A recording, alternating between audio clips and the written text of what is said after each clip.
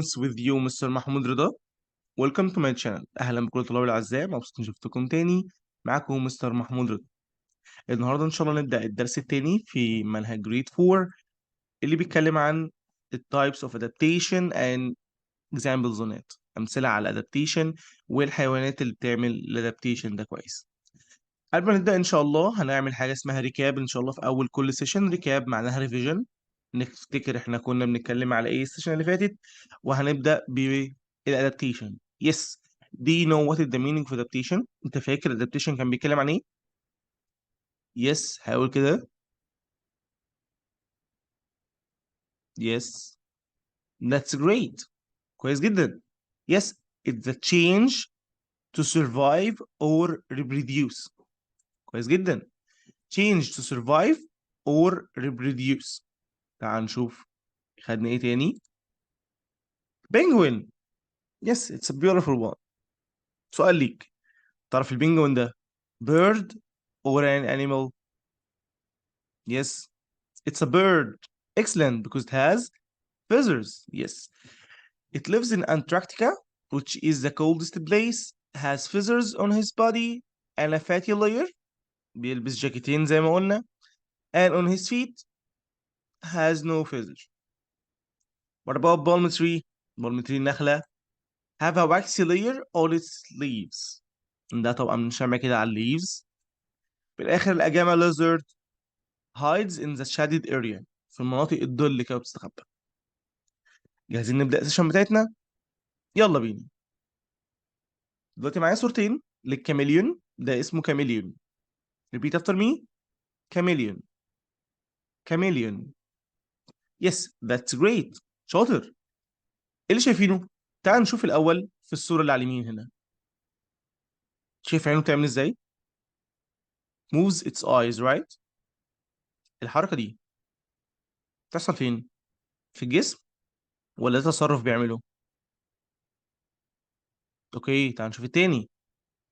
التاني اللي على الشمال. this one changes its body or its color. هو جسمه ما بيتغيرش، بس في حاجة تانية بتتغير، صح؟ يس. هنا على الشمال بيغير البيهيفير، سلوكه. لكن على اليمين هنا بيغير حاجة في جسمه، فنخليها change in body. هنا change in behavior. زي مثلا لما تكون انت بتلعب في الشارع، بعد كده مرة واحدة تخش البيت، كده البيهيفير بتاعك بيتغير. ممكن تكون بتلعب في البيت كمان. لو دخلت الجامع، انت بتلعب دلوقتي في الشارع، خلاص جت الصلاة، ميعاد الصلاة، فانت واصحابك رايحين تصلوا. هل هتلعب في الجامع؟ لا، فانت كده غيرت ايه؟ البيهيفير، رايت. وهنا الكاميليون بيغير عينه، بيبدلها، بيخلي واحده تبص قدام وواحده تبص ورا. ديت يبقى change in body. وممكن نسميها structure. يبقى structure هي البادي. So هنا عندي two changes. The first change in behavior في التصرف، انما التاني change التاني في البادي او الاستراكشر. body هي الاستراكشر، يعني تركيب في الجسم. اوكي، يبقى الادابتيشن هنا عندي منه نوعين. change الاولاني كان فين؟ في البيهيفير، so هنسميه behavior adaptation. والتاني كان change في البادي او الاستراكشر، هنسميه structural adaptation. يبقى what are the types of adaptation؟ We have two types. The first one behavioral adaptation, behavioral adaptation, behavioral adaptation, and the second one is structural adaptation, structural adaptation, structural adaptation. So يعني إيه behavioral adaptation؟ It's a change in the behavior or act. Change in behavior or act. يعني لما الاقي القطة كده بتجري، ومرة واحدة راحت استريحت وقعدت كده ونامت في مكان نومها، ده change في البيهيفير، right؟ Okay, what about structural؟ Structural, it means change in the structure, in the body. زي الكاميليون لما غير عينه، أو زي البالم تري لما عندها واكس لاير، هي غيرت وحطت واكس لاير على الليفز بتاعتها. البالم تري اللي هي النخلة. مش فاهم كويس؟ الأمثلة الجاية هتفهمك كويس. دلوقتي ناخد أمثلة على adaptation in animals. This one, this cute one, but in real, it's not cute. This one called polar bear. polar bear. That's great. زي ما انت شايف كده its color is what is white, right? طالما جبت سيرة البادي قلت ان البادي بتاعه لونه كذا يبقى ده structural على طول. تعال نشوف polar bear. First one, what is the habitat? Do you remember what is the meaning of habitat? Yes, where is its home? It lives in Arctic area. Arctic area. And this Arctic area also is a cold one. So Arctic area is a cold one. يبقى هو محتاج jacket, right? تعال نشوف اللي هيحصل في جسمه عشان يبقى مناسب للأركتيك area. First one, it has a thick white fur. Say after me. Fur. Fur. Fur. Fur معناها فرو. زي ما انت شايف هنا مش عنده سكين اللي هي جلد ولا عنده فيزرز اللي هي ريش، هو عنده فر. فر معناها فرو. ده عنده thick غليظ سميك. ليه بقى؟ to keep it warm عشان يخليه دافي، صح؟ وعنده برضو white to blend يعني عشان يستخبى. دلوقتي بقول لك thick white fur عنده فرو ابيض. ده structural adaptation ولا behavioral؟ افكرك behavioral change in behavior، structural change in the body. دلوقتي ده thick white fur عنده change في البادي ولا behavior؟ excellent. عنده change in the body so it's a structural adaptation. وعنده thick white fur to blend يعني يستخبى in snow. ممكن نسميها to hide or to blend. يبقى هنا thick white fur ده structural adaptation because the change in the body, because the change was in the what? In the body. Excellent. After that, we have another guest here, which is forest bear. Excellent. في أي اختلاف؟ Yes, it's brown, right? The habitat here in the forest. Our polar bear was in Arctic area. That's great. انت هتقول لي characteristics دلوقتي. يعني ايه characteristics؟ يعني صفاته. هو عنده dark or brown fur. Dark or brown fur. Also to blend or to hide in the forest. طب دورك تقول لي البراون fur دوت structural adaptation or behavior adaptation. brown fur ده في البادي صح؟ يبقى structural adaptation. Excellent. Check point here. يلا نقف عشان نعمل بس check point نشوف احنا فاهمين ونكمل ان شاء الله. First question, choose the correct answer. The presence هنا معناها وجود. Thick white fur in adaptation. Which one has thick white fur? Star the gamma lizard, polar bear, or fennec fox, or forest bear? Which one has thick white fur? Polar bear. Excellent.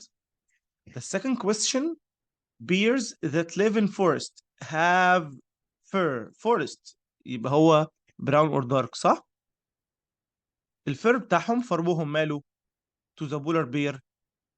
polar bear ده white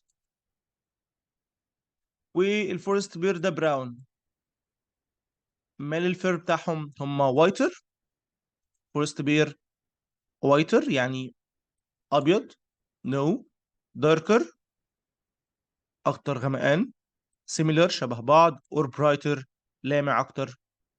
لا الفورست بير هيبقى darker than polar bear. Write the scientific term. فاكر الساينتفك term؟ ده السؤال اللي بيبقى فيه انا بديك ميستري لغز وانت تقول لي انا بتكلم عن ايه. تعال نشوف السؤال. It's a change in the body structure. What is a change in the body؟ فاكر؟ change in the body يبقى structural adaptation. Excellent. Excellent. Another question. Change in the behavior. سهلة دي. Change in the behavior يبقى behavioral adaptation. excellent. I'm so proud of you. شاطر جدا. افكرك انك ما تنساش تعمل سبسكرايب وكومنت واعمل لي شير واكتب لي انت بتتابعني منين ومرحله ايه عشان ان شاء الله نسجلها. وما تنساش في الديسكريبشن في لينك عشان تمتحن على الحصه دي والحصه اللي فاتت. شكرا ليك جدا ومستني دعمك. Yes, this one is what? It's what? It's a dog? No. This one is a famous fox in our desert called Fennec fox. This one called Fennec fox. So we take polar bear, forest bear, and now Fennec fox. This Fennec fox, as can you see, it's a cute one, right? It lives in زي ما انت شايف كده عايش فين؟ الحتة اللي حواليه دي عايش فين؟ Desert. Yes, excellent. طب ممكن تقول لي characteristics بتاعته؟ انت شايف ايه هنا؟ شايف ايه هنا؟ عنده long ears. Excellent. وعنده sandy color fur. fur معناها فر. sandy color يعني شبه الرملة، او ممكن نقول جولدن، او ممكن نقول يلو، او ممكن نقول تان. كل دي بنفس المعاني. يبقى هو دلوقتي عنده ايه؟ عنده sandy color fur وعنده long ears. طب ممكن تقول لي what is the type of adaptation? What is the type of adaptation? Do you know? جبت سيرة اللونج ears وجبت سيرة ان هو عنده sandy tan color. تفتكر هو ايه؟ ايه نوع الادابتيشن هنا؟ structural. excellent. وطب هو ليه لونه sandy؟ ليه لونه tan؟ to hide in the desert برضه عشان يستخبى. Are you good? So this one called Fennec fox. Excellent. Lives in desert. Awesome. That's great. What about its characteristics? It has عنده ايه؟ golden color fur صح. yellow color fur صح. sandy color fur صح. tan color fur صح. كلهم صح. تعال نشوف التايبس of adaptation. sandy color fur جبت صورة الفر يبقى what is the type of adaptation? In an adaptation behavioral or structural. and long ears behavioral or structural. structural adaptation. بيعمل ايه تاني في فينيك فوكس حبيبنا ده؟ هو بيكون قاعد في الديزرت فيكون الدنيا حر صح؟ فبيكون عايز يقلل درجة حرارته شوية صح؟ احنا بنعمل لما بنجري وبننهج نعمل ازاي؟ ناخد نفسنا كتير صح. الحركة دي بيعملها برضو الفينيك فوكس لايك الدوجز بيطلع لسانه كده بره وبيتنفس. اسمها بانس. بانس. بانس. بانس معناها breathing but strong breathing بياخد نفس بقوة بسرعة. to lose heat. heat معناها حرارة. يبقى it pants like dogs. pants like dogs. pants like dogs. طب هو دلوقتي pants like dogs بيتنفس. هل ده change في البيهيفيرال or change in the structure؟ هل التنفس ده جزء من جسمه؟ لا، ده الهواء. يبقى هنا ده behavior adaptation. بيعمل حاجة تانية برضو اسمها hides in burrows. burrows هنا معناها الكهوف الصغيرة أو المخابئ اللي بيستخبى بيها اللي أنت شايفها هنا دي اسمها burrows. burrows لما الدنيا بتكون حر جدا في السمر بيخش الباروز ديت. فهو هنا behavioral adaptation برضه عشان ده مش تغير في جسمه، هو مجرد وقف في حتة ضلة. يبقى أنا عندي هنا two types of adaptation. في هنا عندي الفينيك فوكس عنده sandy color fur وعنده long ears والاتنين دول structural. وهنا pants like dogs. ما تنساش كلمة pants like dogs عشان دي اللي هتجيلك في complete ودي اللي هتجيلك في التشوز. hides in burrows بيستخبى امتى؟ summer or winter؟ لا، في السمر عشان الدنيا حر. والاتنين دول behavioral adaptation. تعال ناخد بقى ابن عمه، نعرف بقى ابن عمه بيعيش ازاي. عايش في حتة كلها تلج اسمه اركتيك فوكس. اركتيك فوكس شبه الهاسكي شوية كده، شكله جميل جدا. الهابيتات بتاعته بيعيش في تاندرا ديزرت. تاندرا ديزرت دي نوع من الديزرت نص السنة تلج ونص السنة التاني مفيش تلج. تندرا ديزرت. طب ممكن انت تقول لي الكاركترستكس بتاعته؟ هدي 5 ثواني.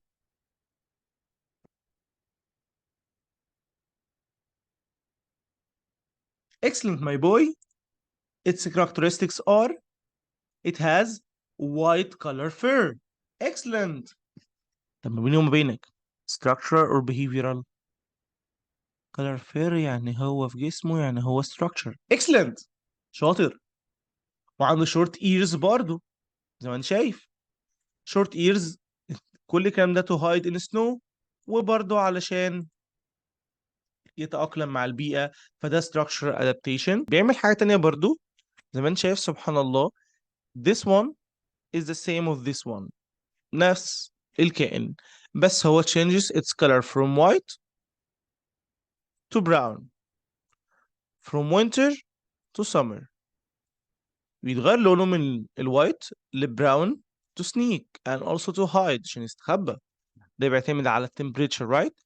changes its color حاجة في جسمه صح، فدي تعتبر structural adaptation.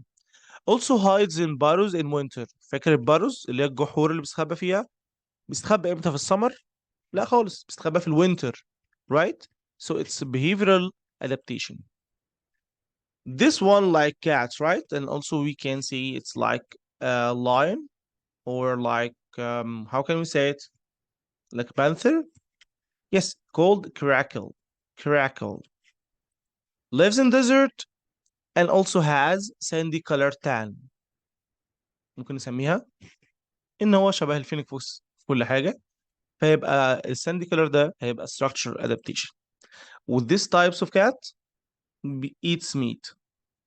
النوع ده بياكل الميت. finally here we have lizard. This lizard as can you see lives in desert، بيعيش في الديزرت. characteristics عنده colorful scales. scales معناها حراشيف اللي الحاجات ديت. عنده colorful ملونة. ليه؟ يعني ليه مش عنده sandy color؟ ليه مش عنده golden؟ ليه colorful scales؟ to hide between colored rocks. هو في اشكال كتير والوان كتير من الروكس، والليزرد دي بتستخبى ما بين الروكس.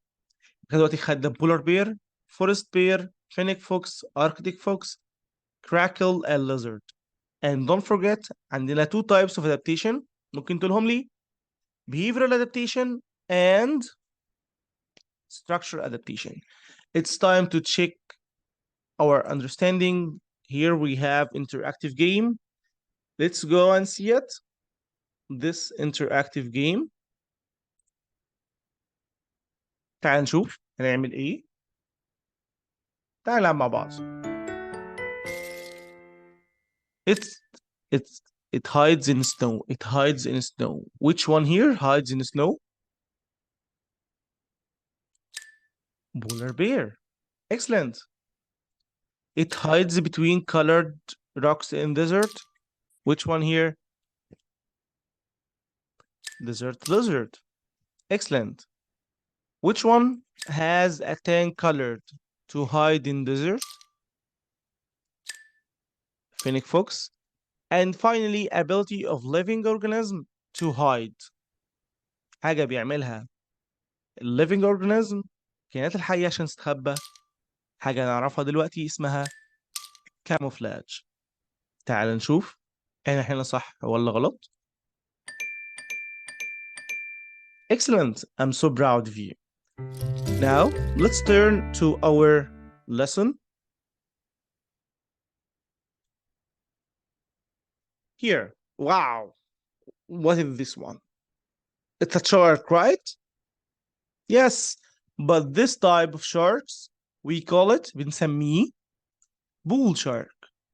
Called what اسمه ايه؟ bull shark. اشمعنى؟ اشمعنى اسمه bull shark؟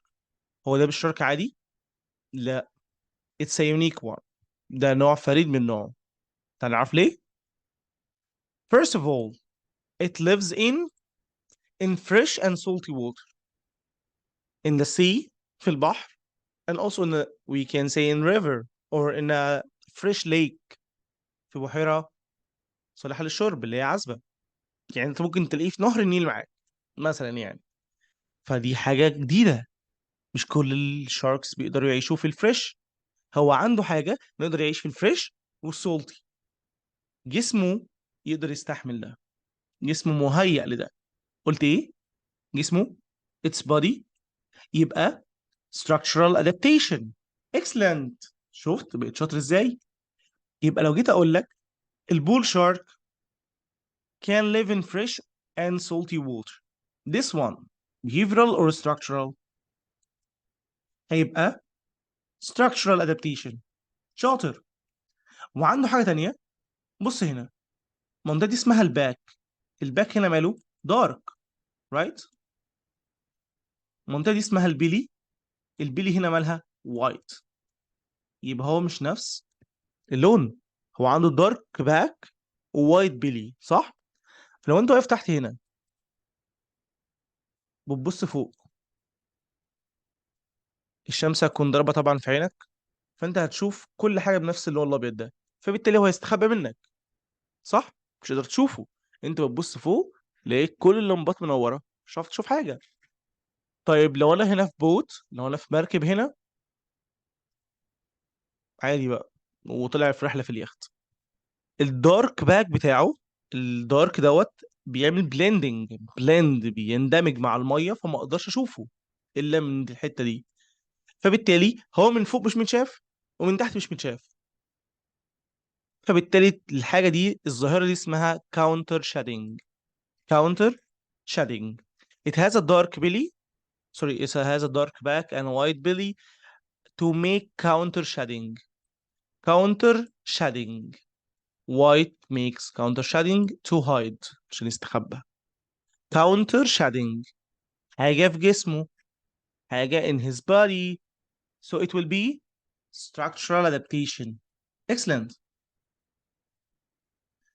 وبرضه it has a sharp teeth، يبقى structural adaptation. حاجة بقى البيهيفير، إن هو hunts at night and day. hunts in night and day، الصبح وبالليل and eat different types of fish. بيصير الصبح وبالليل بيصحى بمزاجه، بياكل كل أنواع الفيش اللي هو عايزها. فده حاجة في البادي ولا حاجة في البيهيفير؟ Yes, behavioral adaptation. Excellent. ده اتفقنا ان هو اسمه ايه؟ كاميليون. يس. we call it panther chameleon عشان هو مخطط كده شبه البانثر، النمر، زي ما انت شايف كده اسمه ايه؟ panther chameleon. بيعيش فين؟ this one has colored full scales. عنده زي ما انت شايف colored full scales. يبقى دي ايه؟ behavioral or structure؟ it's a structure. yes. شايفين؟ سبحان الله. one looks front one looks back. واحدة تبص قدام واحدة تبص ورا. مش كله بيقدر يعمل كده، صح؟ one to look for food and one to look for enemy. واحدة تبص الأكل واحدة تبص الأعداء وتاخد بالها إيه اللي هيحصل. and this one they are opposite direction. they look in opposite direction. opposite direction. its eyes يبقى body يبقى structural adaptation. بعد كده زي ما انت شايف it has a V shape feet. رجليه شبه الفي إلى حرف الفي عشان يقدر يمسك كويس في البرانش. يبقى عنده colorful scales، عنده two eyes look in opposite direction وعنده V shape feet. what else؟ buffs its body. لما يحصل أي هجوم عليه من أي enemy بينفخ جسمه كده open his mouth and buffs his body. buffs his body معناها بينفخ جسمه. طب هو دايما بينفخ جسمه؟ لا، هو بيعمل كده بس لما يكون في danger. طالما ده سلوك يبقى بنسميه behavioral adaptation. يبقى دي أول حاجة behavioral في البانثر chameleon. and also changes its color during danger. وبيغير لونه بس لو في خطر، بس يبقى behavioral adaptation. This was the panther chameleon. What can you see here؟ اسمها ايه الحاجة دي؟ A lion eats what؟ A cow. A crocodile eats another cow, right? they are eating called predation. predation معناها الافتراس. predation معناها الافتراس. زي ما احنا شايفين مكونة من كائنين، واحد بياكل واحد بيتاكل، صح؟ ايه اللي بياكل ده هنسميه the predator. predator. predators they are living organisms that devour. devour معناها يلتهم. another one. So who eats or devour another animal we call them predators, like sharks, crocodile, lions, spiders, and all of those. They called predators. And we have prey. prey اللي هو الفريسة اللي هو that is eaten بيتاكل eaten by يبقى ال eaten prey that eats هو ال predator. زي الرابتس بيتاكلوا deer and also snakes. طب هنعمل ايه؟ يعني living organism هيعمل ايه؟ هيتاكل بس؟ لازم يتصرف، لازم يعمل adaptation to survive, right؟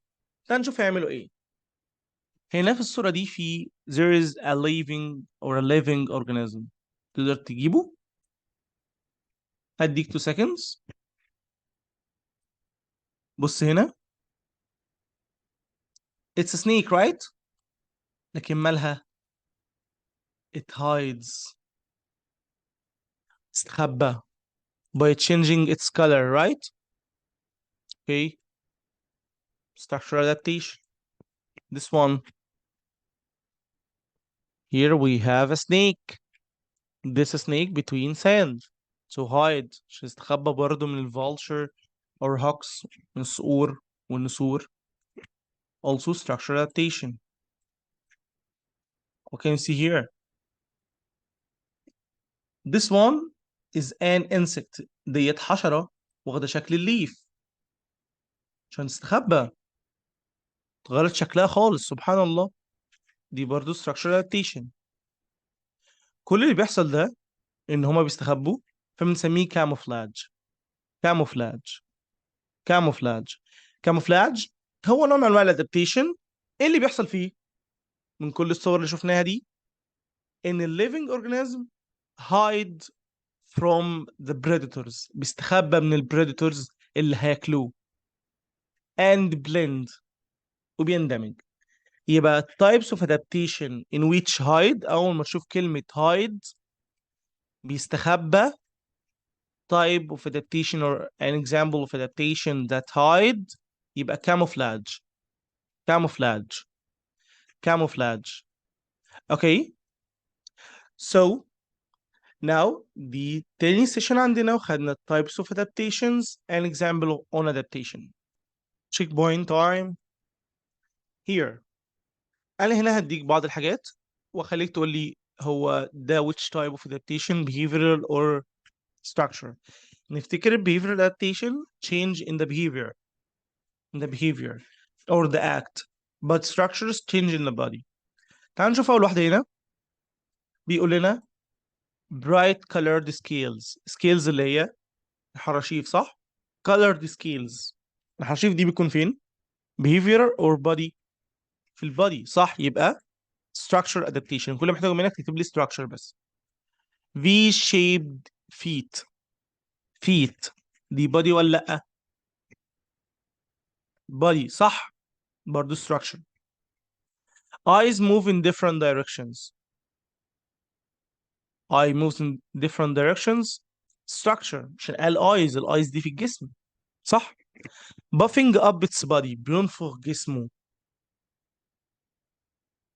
بس مش تشينج حصل، هو بس بيعمله عشان ايه؟ to scare its enemies عشان يخوف اعدائه، مش دايما في اعداء. فده behavior adaptation، صح؟